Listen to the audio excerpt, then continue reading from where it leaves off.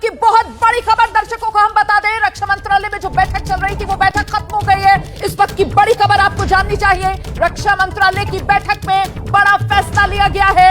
रक्षा मंत्रालय की बैठक में सेना को अलर्ट रहने के निर्देश दिए गए हैं। एयरफोर्स और नेवी को भी अलर्ट पर रहने के निर्देश दिए गए हैं। एलओसी और कश्मीर के अंदरूनी इलाकों में भी सेना को अलर्ट पर रखा गया है। इस वक्त की बड़ी खबर मैं आपको बता रही हूं। रक्षा मंत्रालय में एक बड़ी बैठक चल रही थी। रक्षा मंत्री राजनाथ सिंह खुद इस बैठक की अध्यक्षता कर रहे थे और इसी बैठक में यह बड़ा फैसला लिया गया है। सीधे आपको लेकर चलेंगे, हमारे साथ हमारे सहयोगी नीरज राजपूत इस वक्त मौजूद हैं। जरा जानते हैं नीरज से क्या जानकारी मिल रही है। नीरज, बताइए विस्तार से।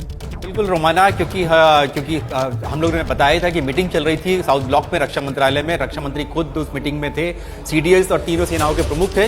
उसमें इस बात पर चर्चा की गई कि आखिरकार किस तरह से ये हमला और आगे की कार्रवाई कैसे की जाए। तो इसको लेकर एक निर्देश जारी किया है रक्षा मंत्री ने और कहा है कि जितनी भी फॉर्मेशंस हैं जो भारतीय सेना की कश्मीर में, खासतौर से जम्मू कश्मीर में, चाहे फिर वो एलओसी पर हो, लाइन ऑफ कंट्रोल पर हो, या फिर जो अंदरूनी इलाके हिंटरलैंड जो है कश्मीर के, उन सब में अलर्ट रहने की जरूरत है, ताकि क्योंकि अभी आतंकी जिन्होंने ये हमले को अंजाम दिया है वो उन तक पहुंचा नहीं गया है, उनको न्यूट्रलाइज करने की जरूरत है। और साथ ही एलओसी में उरी और बारामूला वाला हमने देखा, ये घुसपैठ की कोशिश की जा रही है। तो कहीं ना कहीं ये पाकिस्तान की सोची समझी साजिश के तहत ये जो कार्रवाई की जा रही है, यानी कि पहले यहाँ पर हमला किया गया पहलगाम में और उसके बाद घुसपैठ पर की कोशिश की जा रही है। तो कहीं ना कहीं जम्मू कश्मीर को ये अस्थिर यानी कि अनस्टेबल बनाने की कोशिश है। खुद भारतीय सेना ने भी ये माना है कि अनस्टेबल करने के लिए ही ये पहलगाम में अटैक और फिर घुसपैठ कराई जा रही है। इसीलिए सारी फॉर्मेशंस को, जितनी भी कोर है, डिवीजन हैं, उन सबको, ब्रिगेड हैं, उन सबको अलर्ट किया गया है कि आप बिल्कुल अलर्ट पर रहिए कि किसी भी तरह की कोई भी चूक जो है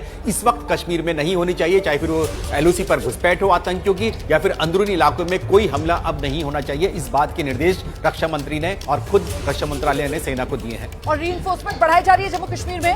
नीरज, इसको लेकर कोई जानकारी?